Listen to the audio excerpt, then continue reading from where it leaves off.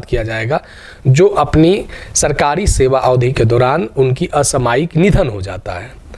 केवल 8वें वेतन आयोग में एनपीएस वाले लोगों के लिए बस इतना ही बात होगा।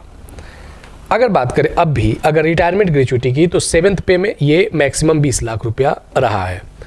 अब देखिए दूसरा जो पॉइंट है, ओपीएस वाले लोगों के लिए क्या बात हुआ है यहाँ पे कि ओपीएस वाले लोगों को भी डेथ कम रिटायरमेंट ग्रेच्युटी यानी 1 जनवरी 2004 से पहले जो केंद्रीय सेवा में आए हैं तो उनके लिए डेथ कम रिटायरमेंट ग्रेच्युटी और पेंशन की समीक्षा यहाँ पे मेंशन किया गया है। लेकिन यहाँ जब आप एनपीएस में देखेंगे तो किसी भी प्रकार का यहाँ पे पेंशन से रिलेटेड बातों को चर्चा में नहीं लाया गया है।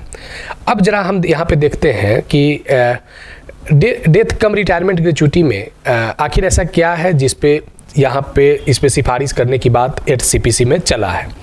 देखिए यहाँ डेथ कम रिटायरमेंट ग्रेच्युटी में क्या है कि अगर कोई सरकारी कर्मचारी अगर 1 साल अपने सर्विस के दौरान अगर असामयिक निधन हो जाता है तो उसमें उसे बेसिक पे का 2 गुना दिया जाता है।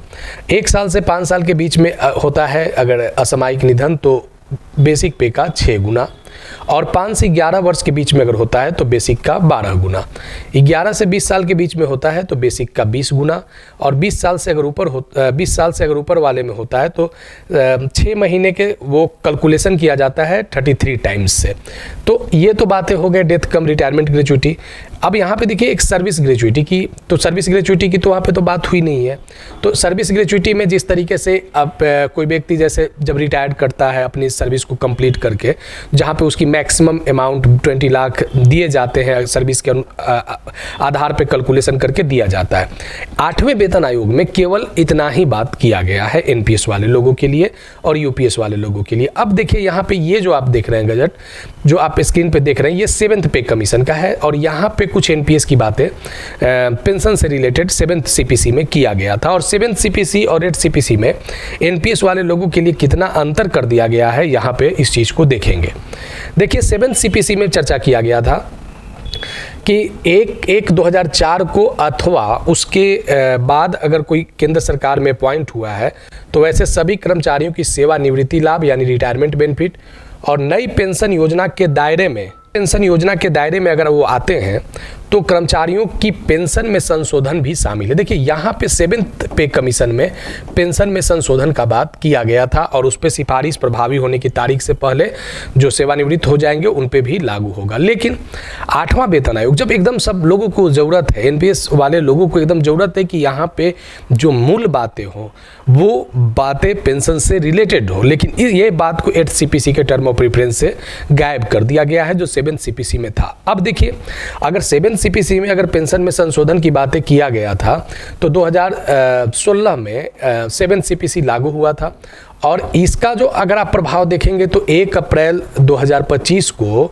एक भारत में एनपीएस के अंतर्गत ही एक नई पेंशन प्रणाली शुरू कर दिया गया यूपीएस केंद्रीय कर्मचारियों के लिए। अब इस चीज़ को आप देख सकते हैं कि ये पेंशन की जो संशोधन का यहाँ पे चर्चा किया गया वो यहाँ पे अब यूपीएस को लागू किया गया। अब यूपीएस अगर बात करें कि एनपीएस और यूपीएस में अगर तुलना करते हैं तो एनपीएस वाले लोगों को चांस दिया गया कि आप यूपीएस में जाइए, लेकिन यूपीएस इस तरीके का मतलब कर्मचारियों को लगा कि बिल्कुल एनपीएस को ही ज़्यादा अच्छा समझे यूपीएस में जाने के तुलना में, एनपीएस में ही लोग रह गए। अगर बात करें तो लगभग 3-3.5% लोग पूरे कर्मचारियों का यूपीएस में गए हैं। मतलब जो बातें निकल कर आ रहे हैं कि बड़ी कम संख्या में यानी एक बड़ी संख्या में लोग एनपीएस में ही रुक गए इस इंतजार में कि कुछ उनके रिलेटेड पेंशन से संबंधित कुछ आवश्यक चीज़ें हैं जिस पर बातें होंगे।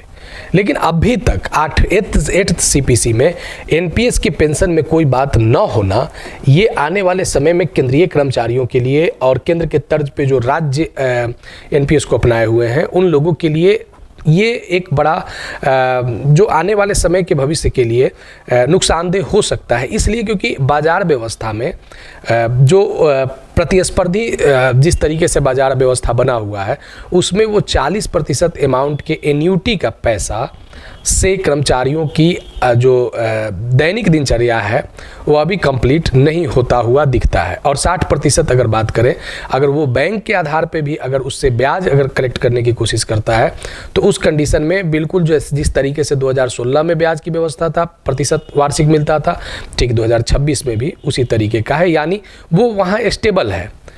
मार्केट स्टेबल नहीं है लेकिन ब्याज प्रतिशत स्टेबल है। अब इसका जो है खामियाजा एकदम डायरेक्ट एम्प्लॉय को देखने को यहाँ पे मिल सकता है, और जो सेवानिवृत्त हो चुके हैं उन लोगों को भी इस चीज़ के दुष्प्रभाव देखने को मिल रहे हैं। तो अगर बात करें कि एनपीएस में रिलेटेड एक बड़े संशोधन की आवश्यकता है, खास करके केंद्रीय कर्मचारियों के लिए और राज्य कर्मचारियों के लिए। अगर इसमें संशोधन नहीं होता है तो आने वाले समय में एक बहुत बड़ा बाजार व्यवस्था से एनपीएस एम्प्लॉय को जूझना पड़ सकता है। तो फिर हम कुछ महत्वपूर्ण जानकारियों के साथ मिलेंगे। अगर वीडियो अच्छा लगा है तो लाइक ज़रूर कीजिएगा। अगर कोई सुझाव होगा एनपीएस यूपीएस से रिलेटेड तो आप कमेंट में लिखिएगा। नए जुड़े हैं तो चैनल को जरूर सब्सक्राइब करके बेल आइकन को दबा दीजिएगा। मिलेंगे आगे नेक्स्ट वीडियो नेक्स्ट टॉपिक में। धन्यवाद।